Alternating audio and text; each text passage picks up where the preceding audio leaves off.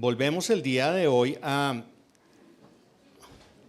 algunas de las parábolas de Jesús. Y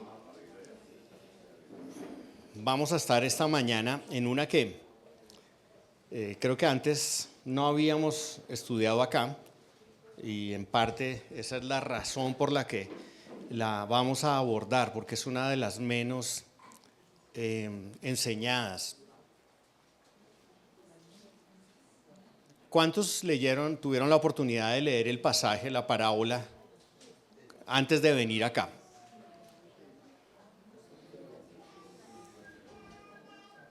Poquitos.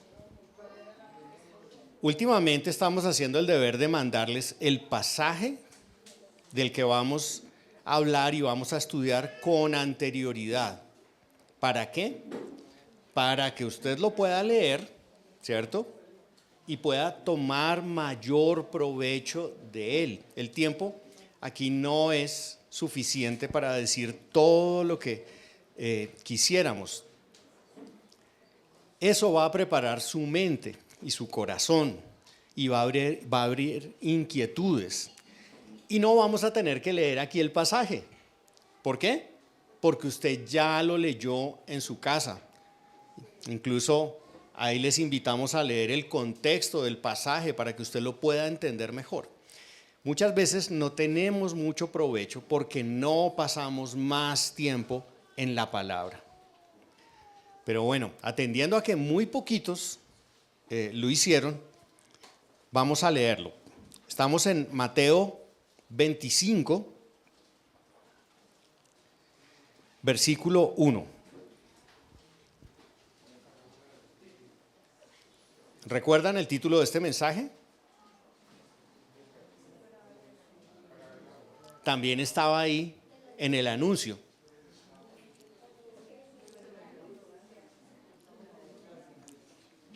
No estamos siendo muy efectivos con la comunicación por WhatsApp, por lo que veo. Mateo capítulo 25, verso 1. Voy a leerlo de la Biblia de las Américas. Entonces el reino de los cielos será semejante a 10 vírgenes que tomando sus lámparas salieron a recibir al novio.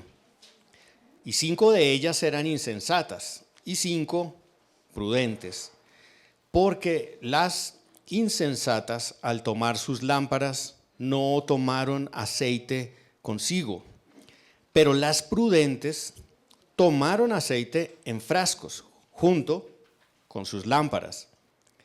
Al tardarse el novio, a todas les dio sueño y se durmieron. Pero a medianoche se oyó un clamor: aquí está el novio, salid a recibirlo. Entonces todas aquellas vírgenes se levantaron y arreglaron sus lámparas. Y las insensatas dijeron a las prudentes: dadnos de vuestro aceite, porque nuestras lámparas se apagan. Pero las prudentes respondieron diciendo: no sea que no haya suficiente para nosotras y para vosotras. Id más bien a los que venden y comprad para vosotras. Y mientras ellas iban a comprar, vino el novio, y las que estaban preparadas entraron con él al banquete de bodas, y se cerró la puerta. Después vinieron también las otras vírgenes diciendo: Señor, Señor, ábrenos. Pero respondiendo él dijo: en verdad os digo que no os conozco. Termina el versículo 13 diciendo: velad, pues, porque no sabéis ni el día ni la hora. Señor, damos gracias por tu palabra y suplicamos que, a pesar de nuestra incapacidad y nuestras limitaciones para entenderte, el Espíritu Santo, Señor, enseñe a cada uno de los corazones. En Cristo Jesús lo rogamos. ¿A cuántos de ustedes les gusta viajar? Uy, eso sí. Les gusta más viajar que leer los pasajes de la Biblia para venir el domingo. Ya me di cuenta. Estaban ocupados viajando.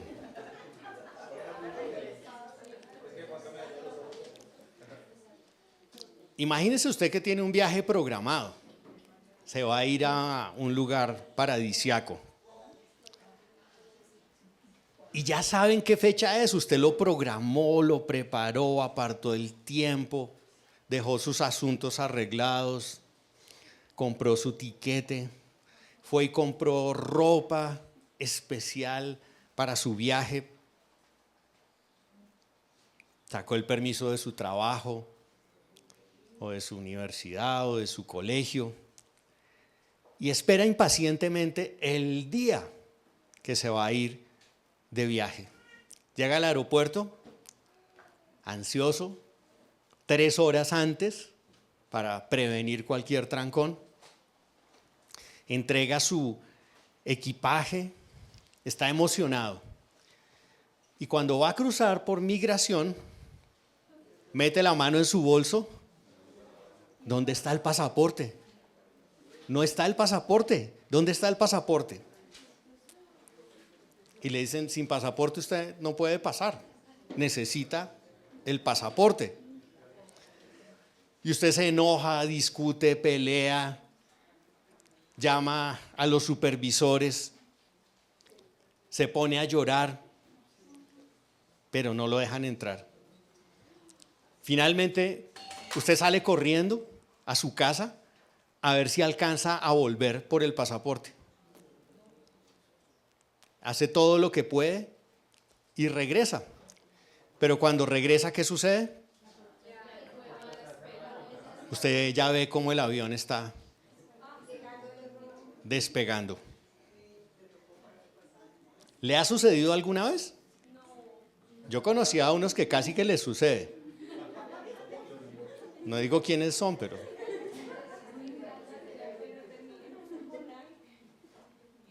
¿Qué sentiría usted? Una gran, pero gran frustración, ¿cierto? El pasaje en el que estamos en este día va a presentarnos la mayor frustración que puede tener alguien. Que no es simplemente perder un vuelo o perder un pasaje o perder la oportunidad de un viaje. Es un pasaje en el cual vamos a tener que estudiar un poquito más para luego tratar de ver qué podría tener que ver con nosotros. Este es la escena típica de una boda judía, que obviamente no es como las bodas a las que nosotros asistimos normalmente. Y siendo una boda que transcurrió hace una buena cantidad de siglos, en otra tierra, en otra cultura, pues no podemos suponer cómo es, sino que tenemos que saber algo de cómo es. Así es que lo primero que quisiera decirles es algo básico acerca de cómo es una boda judía. La boda judía se podría explicar en 3 pasos. El primer paso es el compromiso. El compromiso lo realizaban los padres de aquellos que se iban a casar a través de una negociación. Negociaban. Incluso como había una dote, entonces tenían que llegar a un acuerdo. Pero era un acuerdo formal entre los padres de aquellos que se iban a casar. Luego venía el desposamiento o el desposorio.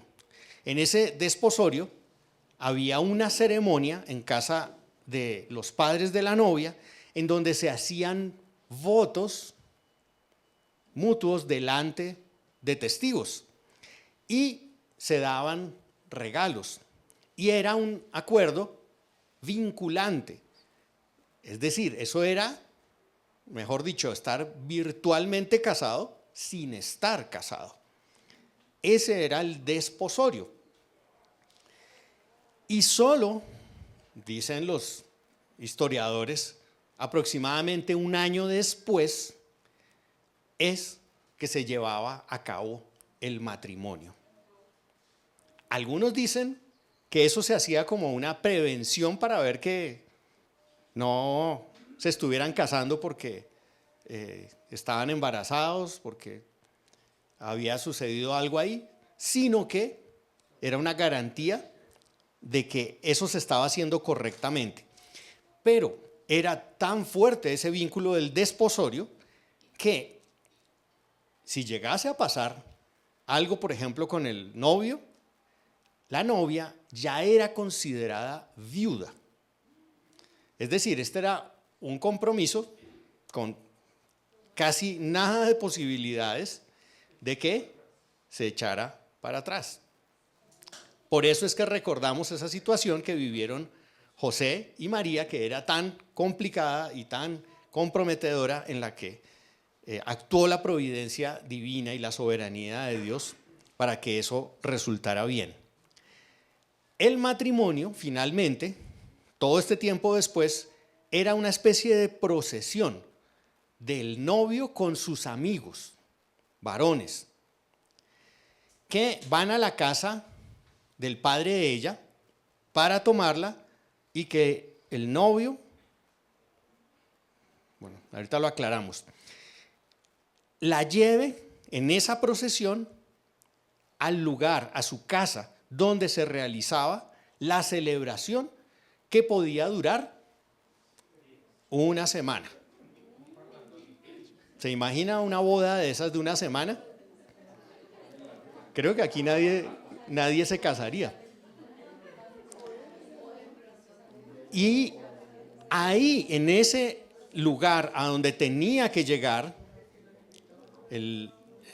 los novios o el esposo con la esposa, dependiendo un poco de la interpretación que se haga de ello, es donde están estas vírgenes, estas doncellas, estas damas de compañía, estas mujeres que se narran aquí en el capítulo 24. Eso para que nos hagamos primero una idea de cómo estaba sucediendo eso, porque es difícil imaginarse toda esa historia. En la mayoría de Biblias utilizan la palabra novio. La Reina Valera utiliza la palabra esposo. Pero eso se debe a la traducción en donde la palabra se asemeja a novio porque asume que todavía está en el desposorio. El desposorio sería como para nosotros el compromiso, ¿cierto? El noviazgo. Bueno, en los términos bíblicos, ¿no? Noviazgo es para casarme. No es para andar teniendo noviecitos, sino es un compromiso serio hacia el matrimonio. Así es que unos dan por hecho que ya eso estaba consumado y por eso lo traducen como esposo. Y si usted tiene una interpretación escatológica determinada, pues con mayor razón va a decir que es el esposo, porque algunos hermanos interpretamos que esto es un episodio en el que Cristo regresa por segunda vez y Él ya viene con su esposa. Si usted es de los otros hermanos que no interpretamos ese pasaje de esa manera, probablemente puede pensar otra cosa. Puede pensar que se trata del arrebatamiento o el rapto de la iglesia, o puede sencillamente pensar que este pasaje se refiere a la iglesia. Y ahí es donde vamos a ir al segundo punto, que es, por eso les pedí que leyeran el capítulo ¿qué? 24 y 25. Porque en ese contexto es que está esta parábola y solo se puede entender dentro de ese contexto. El capítulo 24 básicamente comienza con la inquietud que tienen los discípulos de Jesús acerca de cuándo van a suceder las cosas que Jesús le está preguntando. Por eso el capítulo 24, me estoy devolviendo, dice: cuando salió Jesús del templo y se iba, se le acercaron sus discípulos para mostrarle los edificios del templo.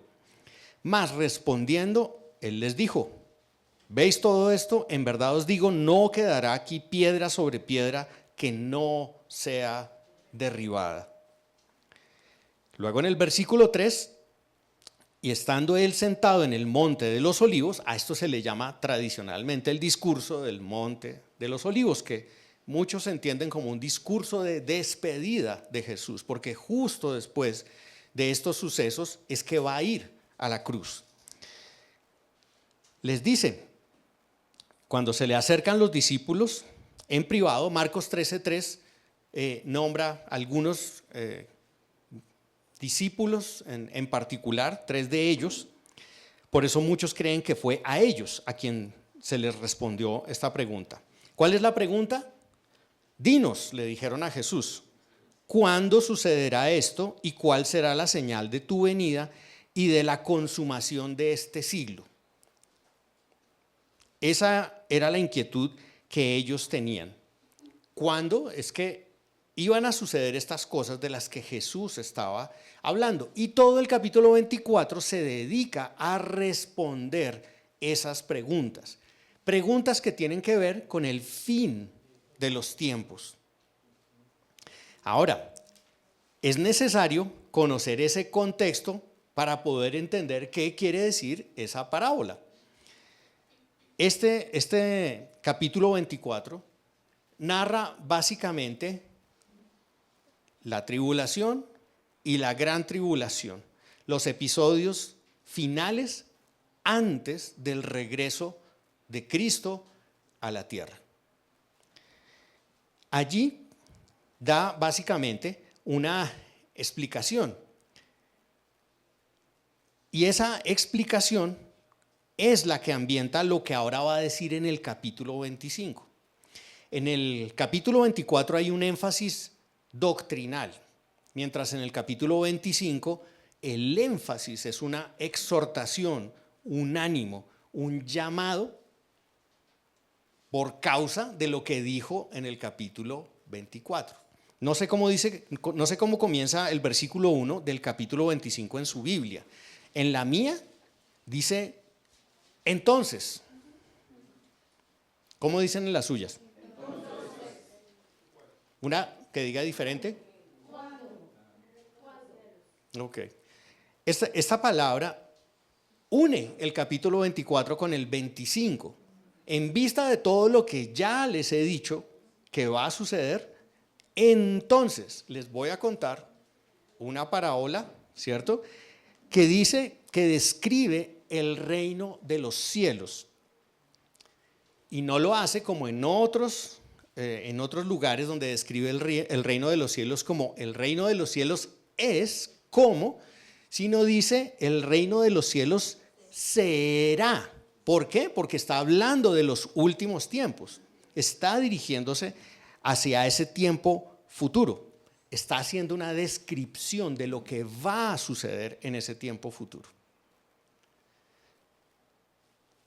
Entonces, este versículo da esa unión y nos da el paso a narrar la historia. Entonces, ya hablamos de la boda, ya hablamos del contexto, ¿cierto? Ahora vamos a hablar del mensaje de la parábola.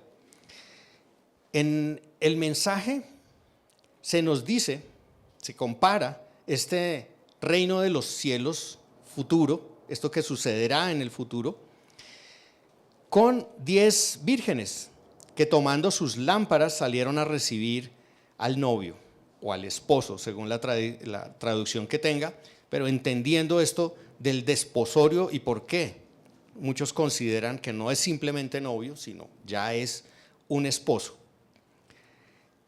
Y describe a estas mujeres mitad como ¿qué? Y la otra mitad como prudentes o sabias.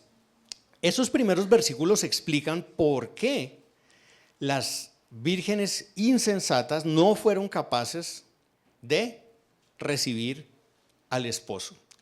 ¿Cuál fue la causa que presenta la parábola? No tomaron consigo aceite. Esa es la diferencia que presentan. La escena es un cuadro en que el esposo o el novio, el Señor Jesucristo, regresa a su casa, como algunos creemos, después de haber buscado a su novia y haberla desposado. Es decir, para entrar en la fiesta de bodas del reino mesiánico. Recuerden que Mateo es un evangelio que está dirigido primariamente a los judíos, a los israelitas.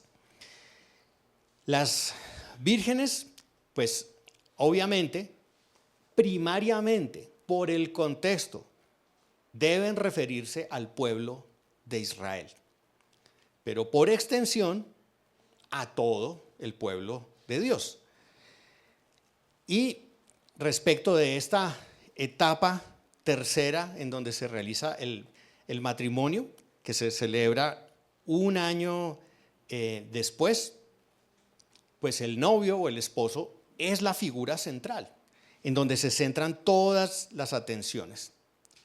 Dice que tenían lámparas y los críticos no se ponen de acuerdo en cómo eran las lámparas. Casi que podríamos decir que eran linternas, porque unos dicen que eran antorchas, otros dicen que eran frascos, que eran vasijas, otros las describen de otra manera diferente. Lo único que sabemos es que eran objetos para iluminación, que se utilizaban para esperar al esposo. Las bodas, aparentemente, realizaban esta procesión en la noche y por eso es que eran necesarias esas lámparas para ir iluminando el camino. 10 de estas vírgenes decían esperar al esposo, pero solamente 5 pudieron tener sus lámparas encendidas, solamente 5 pudieron entrar en la celebración de estas bodas. Mucho se ha discutido también sobre qué significa esto del aceite, pero todo coincide con que es, en principio, la fuente de iluminación de la lámpara, ¿cierto? Y esa fuente de iluminación es la parte interna de la lámpara. Por ello, el énfasis parece recaer sobre que lo interno es vital para poder sostener lo externo. Y la explicación o la razón de la insensatez de estas vírgenes, que por cierto son llamadas, en algunas versiones son llamadas fatuas. Fatua es una palabra que ha caído en desuso, pero se puede traducir como tontas. Y más exactamente, algunos dicen que podría traducirse como estúpidas. Un poco escandalosa la palabra, pero si la Biblia lo dice, es así como lo presenta.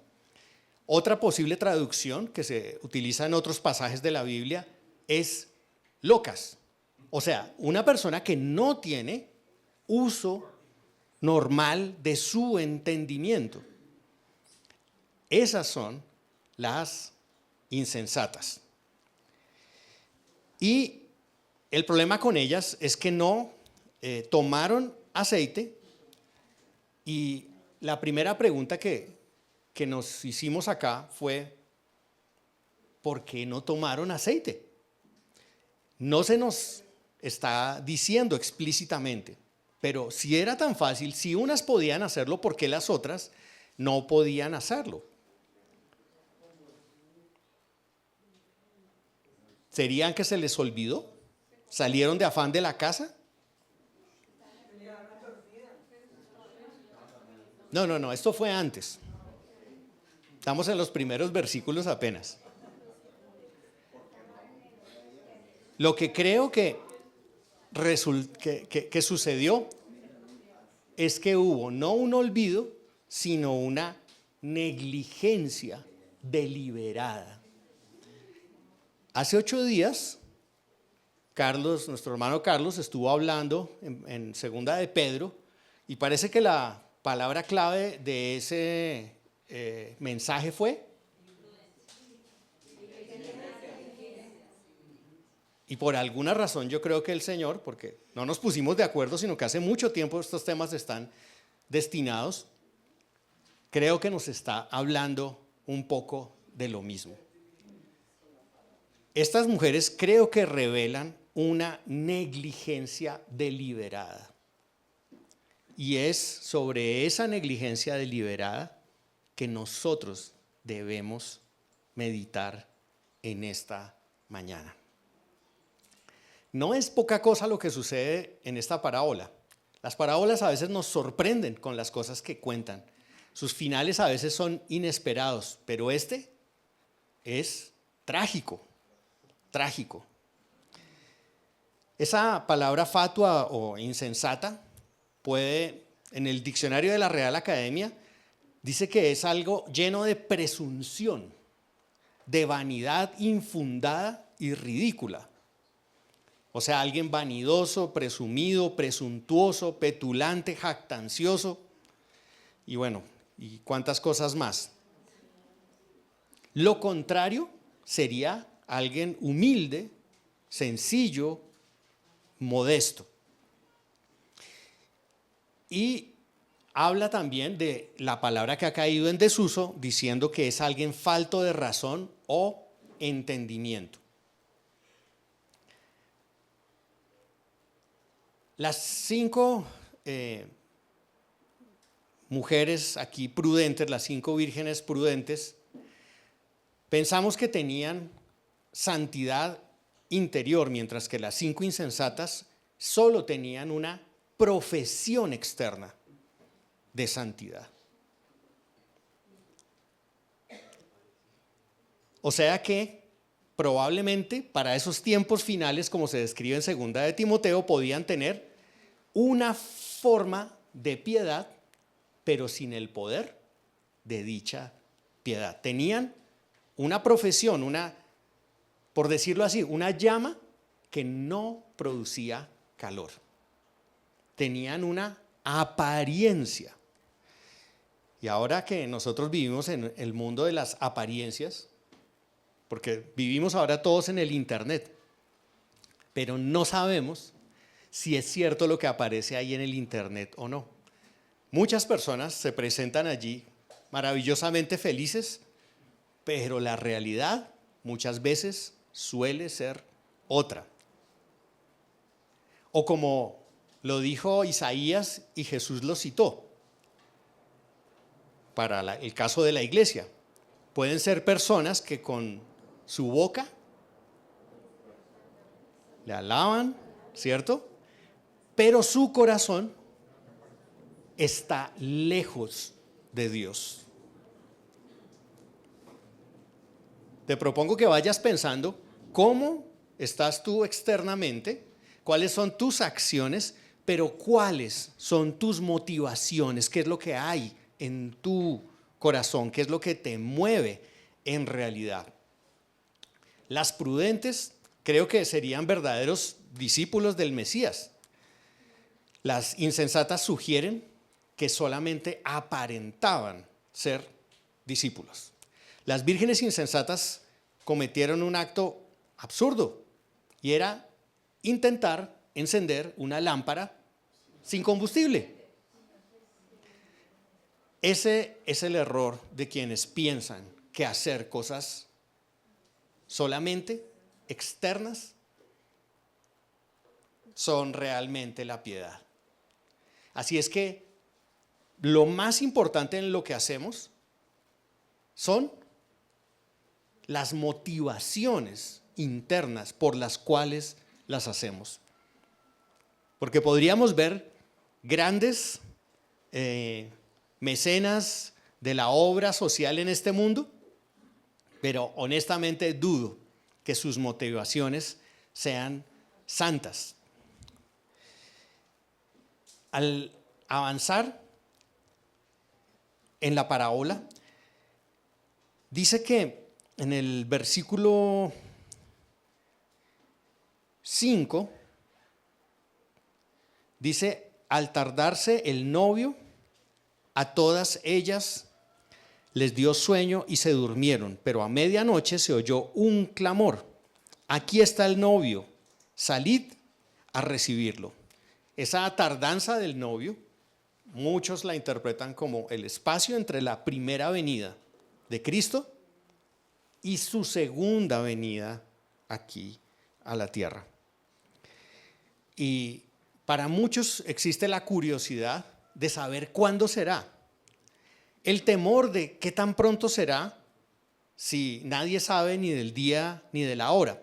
Pero no muchos se preparan como se exhorta aquí a estas vírgenes que no se prepararon debidamente a prepararse como si fuese a tardar. Dice en el versículo 5, al tardarse.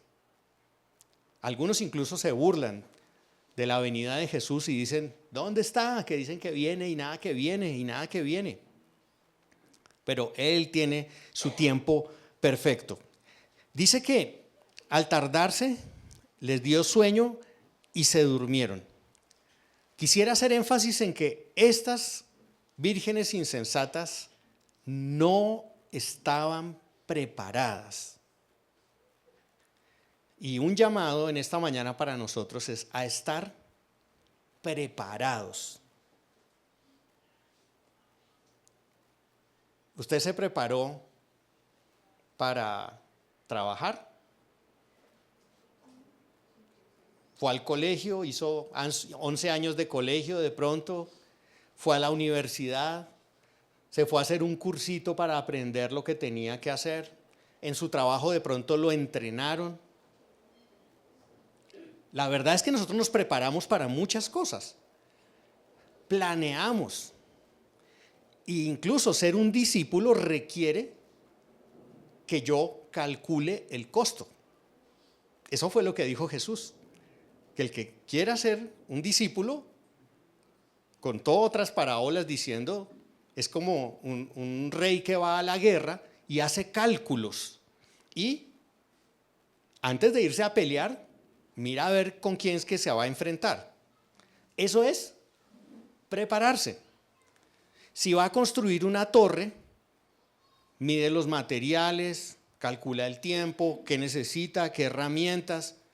¿Qué hace? Se prepara, dice Jesús, para que no sea que está haciendo la torre y le queda por la mitad y no puede completarla. Está diciendo, el que quiera ser mi discípulo, piénselo. Piénselo. Tómeselo en serio. No vaya a ser deliberadamente negligente, porque se puede llevar una sorpresa. Yo sé que como las citas médicas son tan escasas, usted las planea, las prepara, calcula el tiempo, el transporte, a qué horas va a regresar, que no va a llegar tarde porque después pierde la cita que lleva un año esperando.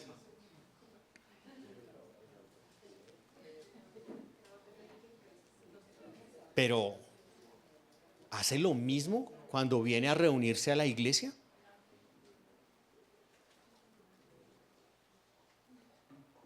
Eso es una negligencia deliberada. Deberíamos prepararnos, apartar tiempo, apartar nuestras ofrendas, madrugar más, correr las cosas que están estorbando el camino para poder cumplir con lo que debo hacer. ¿Está usted fielmente orando? Individualmente, personalmente y congregacionalmente. No puede haber en eso una negligencia deliberada.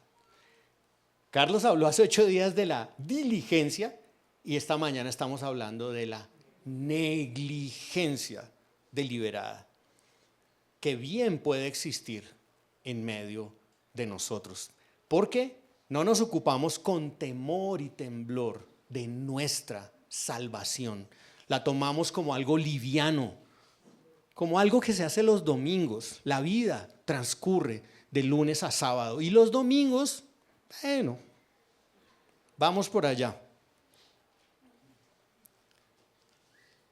La verdad es que la vida es un entrenamiento para la eternidad.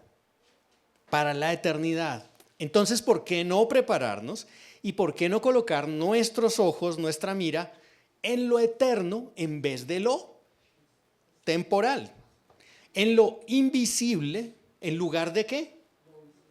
De lo visible. Pero la verdad es que estamos concentrados en esto que sucede acá. Pero el Señor esta mañana nos está advirtiendo que eso allá es más importante que esto acá. Y no podemos ser negligentes, debemos estar preparados. Fíjese que siendo este un pasaje que a mí me parece que habla del pueblo de Israel en los últimos tiempos, no de la iglesia. El pueblo de Israel, ¿saben por qué los discípulos le preguntaban estas cosas a Jesús? Porque muchos de ellos estaban queriendo ver un reino terrenal. Ellos querían saber cuándo es que ellos iban a dominar al imperio romano. En Hechos 1, ellos vuelven a hacer las mismas preguntas y él les dice, no, de los tiempos a ustedes no les toca saber, ustedes interésense, es por lo que tienen que interesarse. No por establecer un reino terrenal. Jesús dijo, mi reino no es de este mundo. Ellos estaban pensando en este mundo. Y en eso nos llegamos a parecer a ellos porque estamos más interesados en este mundo que en el mundo venidero, en nuestro encuentro con Cristo y en estar preparados como novias sabias, prudentes, inteligentes, que están haciendo lo que hacen en este momento con miras a ese tiempo. Obviamente, el aceite señala lo interno y puede decirse que la posesión del aceite se refiere a una relación vital con el dador de vida. Una realidad en la experiencia cristiana que nos advierte sobre la actitud que va a prevalecer en los últimos tiempos. ¿Cuál es esa actitud? Que tendrán apariencia de piedad, pero negarán la eficacia de ella. O si quiere devolverse al capítulo 24, pues puede leer ahí lo que va a suceder en ese tiempo. El amor de muchos se enfriará. Habrá guerras, pestes, terremotos, habrá falsos profetas. Dice, refiriéndose a los tiempos de Noé, porque esto es 24:37, porque en los días de Noé así será la venida del Hijo del Hombre. Pues así como en aquellos días antes del diluvio estaban comiendo y bebiendo y casándose y dándose en matrimonio hasta el día en que entró Noé en el arca y no comprendieron hasta que vino el diluvio y se los llevó a todos. Así será la venida del Hijo del Hombre. Así como se cerró el arca, así también en esta parábola hay una puerta que se cierra, que el Señor cierra soberanamente. Entonces, esos últimos tiempos de impiedad que lo caracterizan, pues es lo que representa a estas mujeres insensatas. Dice en el versículo 6 que a medianoche se oyó un clamor, aquí está el novio, salgan a recibirlo.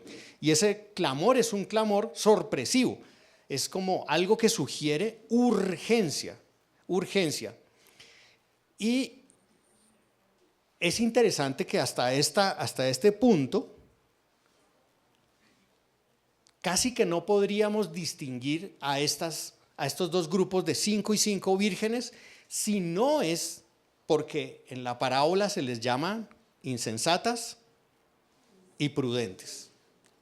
De resto, ambas tienen lámparas, ambas incluso se quedaron dormidas, ambas estaban allí con el mismo propósito, pero solamente cuando llega el llamado para que se despierten, solamente en ese momento es que comienza a verse una diferencia entre ellas. A unas se les comienza a apagar su lámpara, no pueden mantenerla prendida.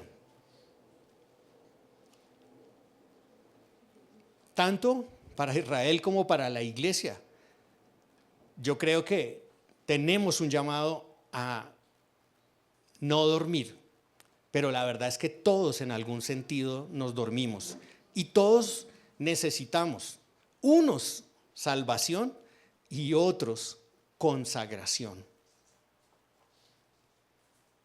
Somos llamados a velar, a estar expectantes, a no vivir laxamente, indiferentemente, como los de este mundo. En este momento en que se hace la descripción del llamado porque viene el Rey de Gloria, las insensatas dicen: nuestras lámparas se están apagando. Y esas palabras se expresan en el lenguaje que utilizan ahí como con sorpresa, con terror, así como al que se le quedó el pasaporte. Dice: ay, ¿ahora qué hago? No puede ser. Esto no puede ser, esto no me puede estar pasando a mí. Ese momento es un momento crucial en el relato, porque llega el esposo y las insensatas no pueden estar en pie. Así también tememos que no existe la posibilidad de que haya suficiente para ambas cuando unas le piden a las otras, ¿cierto? Porque esa fue su salida. Si usted se devolvió corriendo por el pasaporte, ¿ellas qué dijeron? Dijeron: denos aceite del que ustedes tienen. Eso está en el versículo 8. Y las insensatas dijeron a las prudentes: dadnos de vuestro aceite porque nuestras lámparas se apagan. ¿Pero qué dijeron las prudentes? No, porque nos quedamos nosotros sin aceite y ustedes también sin aceite. Es una respuesta lógica. A alguno le puede parecer una respuesta tal vez desconsiderada, tal vez como cruel, ¿cierto? Pues no podían echarle un poquito para que se le prenda un poquito la lámpara. No era posible. No hubo crueldad de parte de las vírgenes prudentes hacia las insensatas. Pero la respuesta de las vírgenes prudentes fue no cruel, sino realista. Si el aceite se hubiese dividido, ninguna de ellas hubiera entrado en la fiesta de boda. Una frase que me cautivó de un teólogo dice: ningún creyente tiene más de la gracia y del poder espiritual que el que necesita para sí mismo. Es imposible dividir la gracia que nos ha sido dada. Y eso obviamente recuerda que la salvación es intransferible y que nadie puede ser salvo por otro, así como tampoco nadie es condenado por otro. Por allá en Ezequiel 18 dice que cada uno es responsable de sus propios pecados. La psicología hoy en día enseña mucho eso, que entonces yo he heredado las faltas de mis padres, entonces como mi papá era un borracho, entonces yo también soy un borracho, pero eso no es cierto. Eso es una responsabilidad moral individual y yo debo responder ante Dios por ello. Así es que pasar aceite de un lado al otro, tratar de transmitir la salvación no es posible. y aún con los más cercanos, nuestros padres, nuestros esposos, esposas, nuestros hijos. Cada uno ha de dar cuentas delante de Dios. No vas a poder decir, es que mi mamá, es que mi tío era misionero, es que mi papá era pastor, porque cada uno ha de tener una responsabilidad personal. Debido a esta imprudencia, pues ellas tuvieron que irse seguramente corriendo. La parábola no nos dice exactamente, pero la sugerencia de las otras, pues consigan lo que necesitan, pues en el único lugar que lo van a conseguir. No sé si a medianoche había lugares donde tener aceite, no lo creo. Y entonces, mientras que ellas van, ¿qué sucede? Llega el esposo y eso es casi como una escena de película. Se van unas y llega el otro. Dice acá que mientras que eso sucedía, llegan las que estaban preparadas, entraron con el esposo al banquete de bodas. ¿Y qué sucedió? Se cerró la puerta. Era demasiado tarde. Ya no había nada que hacer. La oportunidad pasó. ¿Cuál es el título de este mensaje? No entendí nada. Les aconsejo que vayan al grupo de WhatsApp y lo busquen.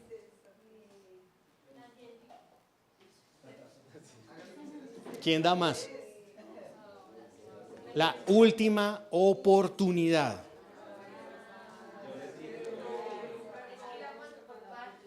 Es una gran tragedia ser creyente y vivir indiferente a la verdad. ¿Qué clase de creyente eres tú?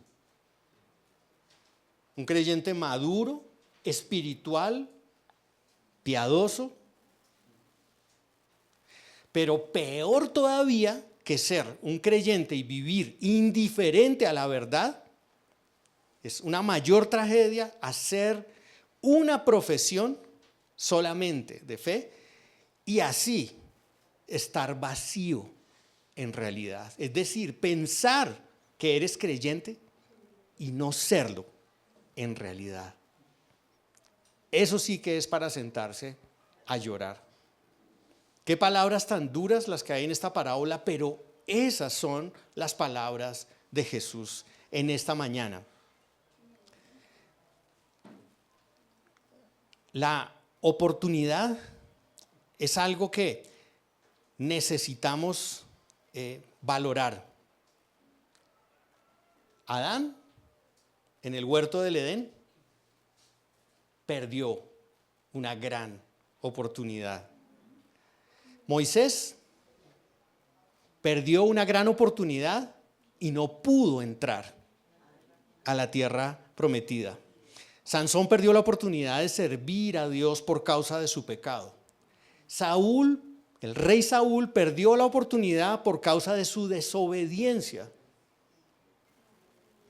Aún David, aunque fue perdonado por un adulterio, perdió la oportunidad de disfrutar de su familia, porque desde el día en que fue juzgado, la espada no se apartó de su casa.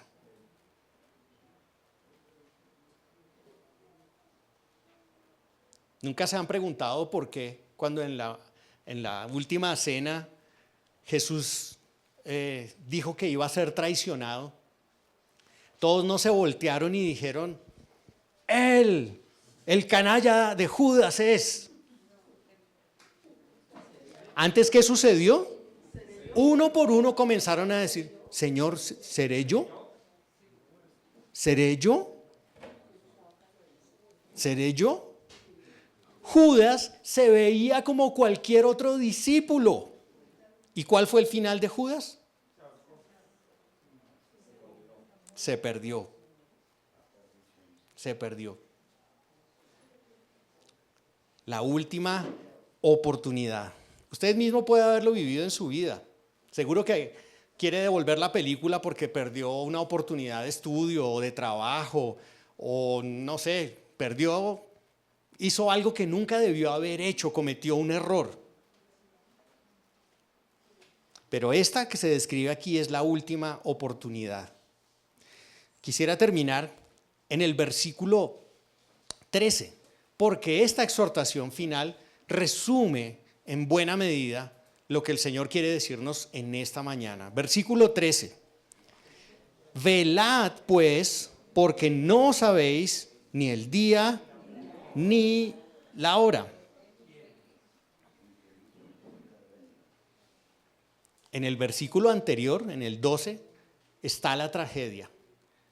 Cuando estas mujeres golpearon, gritaron, lloraron, ¿qué dijo el esposo? No las conozco. Eso nos hace recordar lo que está más atrás en Mateo 7, ¿no? Con la puerta estrecha y la puerta ancha, ¿cierto? Dice, yo se los leo para que no tengan que buscar. 7:13 de Mateo, entrad por la puerta estrecha porque ancha es la puerta y amplia es la senda que lleva a la perdición. Y casi nadie entra por ella.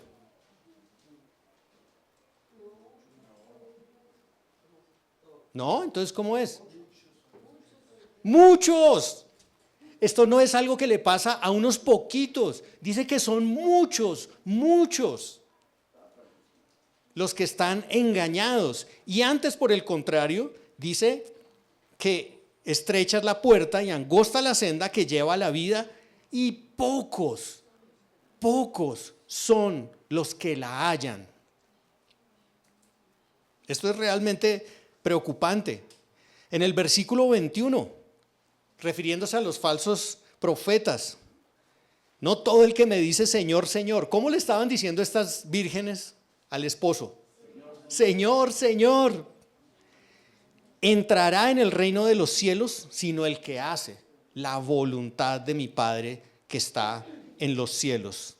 Muchos, nuevamente, versículo 22, me dirán en aquel día, Señor, Señor, ¿no profetizamos en tu nombre echamos fuera demonios y en tu nombre hicimos muchos milagros? ¿No íbamos todos los domingos a la iglesia? ¿No éramos muy buenos? ¿Pagábamos los impuestos? ¿Éramos buenos esposos y buenas esposas? ¿Educábamos a nuestros hijos? Versículo 23 del capítulo 7. Y entonces les declararé, jamás os conocí, apartaos de mí. Y no estoy queriendo de ninguna manera desestabilizar la seguridad que tenga en Cristo y que el Espíritu le dé. Pero es un día para pensar si estoy siendo deliberadamente negligente en mi vida como creyente. ¿Estoy viviendo como yo quiero o estoy viviendo como Dios quiere? Quiero que te lo tomes en serio, porque ese es el objetivo. ¿En serio? ¿Eres un discípulo de Cristo? ¿Estás confesando y abandonando tu pecado?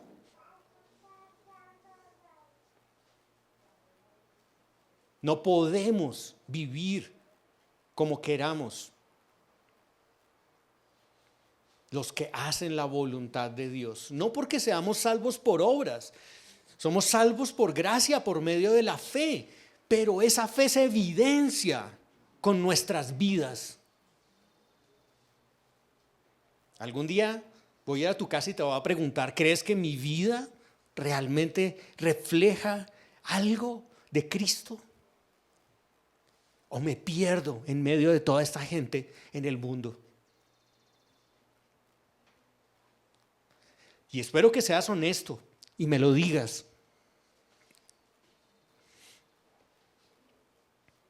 Velad, dice el versículo 13. Velad pues, es decir, por todo lo que les dije, ¿qué deben hacer? Deben velar, Deben estar alerta, deben estar vigilantes, deben prepararse, deben tomarse con seriedad su salvación, porque no saben el día ni la hora en que el Hijo del Hombre ha de venir. Y sí, yo creo que esto es para los tiempos futuros, y sí, yo creo en el arrebatamiento y creo que la iglesia no va a estar. Pero tú no sabes del día ni la hora en que el Señor te va a llamar a cuentas. Alguno de nosotros puede partir el día de hoy.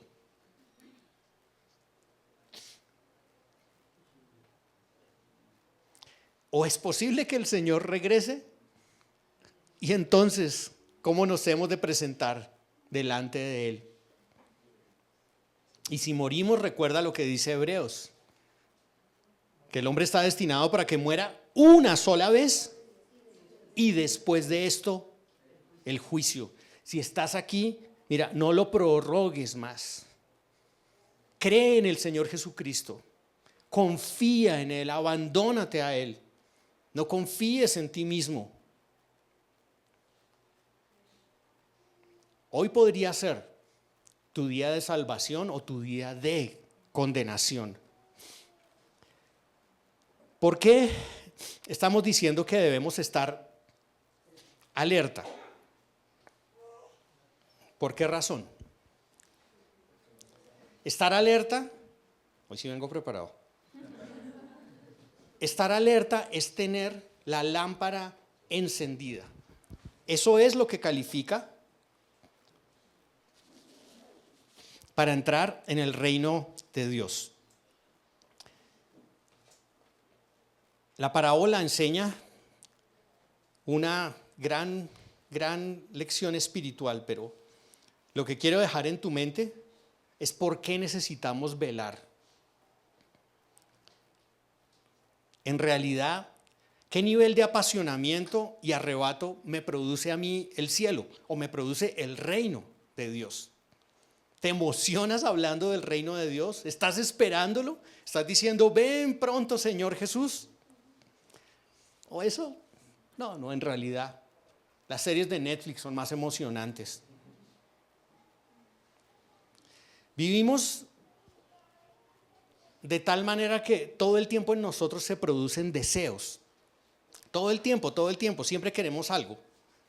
Sea fama, seguridad, dinero, unas vacaciones. Queremos que gane mi equipo de fútbol.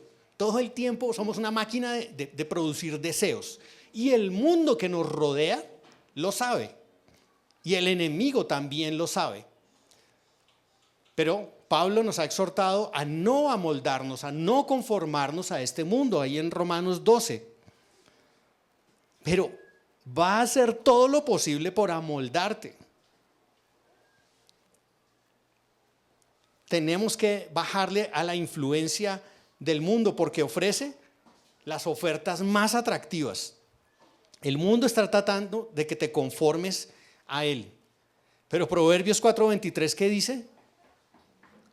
Guarda tu corazón sobre toda cosa guardada. ¿Por qué? Porque de él mana la vida. Y eso es algo interno. Estamos en guerra. Yo sé que no parece. No se oyen los aviones, no hay bombas. No nos están bombardeando. Estamos todos pues aquí como tranquilos. Pero estamos en guerra. El enemigo anda como león rugiente buscando a quien devorar. Necesitas velar, necesitas tomar en serio lo que haces. Revisa tus objetivos y cuídate. El Señor Jesús, antes de ir a la cruz, le dijo a sus discípulos, vengan, acompáñenme, velen y oren conmigo. Y se puso a orar y cuando volteó a mirar, estaban todos dormidos. ¿Será importante velar? Si Jesús veló y oró, ¿no tendremos nosotros que hacerlo? Leí una historia acerca del aumento de pérdida de adolescentes, niñas, aquí en Bogotá. Y el número se ha incrementado impresionantemente. Entre esos había un testimonio de una mujer que tenía una niña y no sabe cómo se le desapareció en el centro comercial. Y todos dicen que gritaba desesperada que mi hija, hasta que sacó una foto para que la pudieran identificar, y la mujer lloraba, decía, ¿dónde está mi hija? Y finalmente, gracias a Dios, la encontraron. Pero esta mujer repetía, fue solo un segundo, fue solo un momento, me descuidé un segundo, pero yo pensé que no la iba a volver a ver.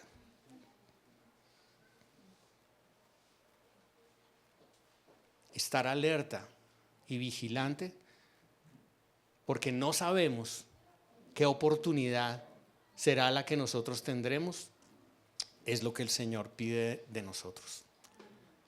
Señor, damos a ti toda la gloria por tu palabra y suplicamos que tu llamado a nuestra diligencia, a no ser indolentes, a no ser serios con el mundo, a no ser serios con las instituciones humanas. No queremos tomarnos en serio este mundo y tomarte a ti como un juego, Señor. Te ruego, Señor, que si alguno no ha confiado genuinamente en Cristo, esta mañana le des convicción de su pecado y le muestres el destino eterno, que en cualquier momento puede cerrarse la puerta y puede no volver a ver otra oportunidad. Y te ruego, Señor, también porque nosotros como iglesia avivemos el fuego del don que hay en cada uno de nosotros. Perdónanos, Señor, si hemos apagado el espíritu, si el aceite se ha ido secando y se ha ido acabando. Ayúdanos, Señor, a confiar con todas nuestras fuerzas en ti y a vivir con todas nuestras fuerzas para ti. En el nombre de Cristo Jesús te lo pedimos. Amén.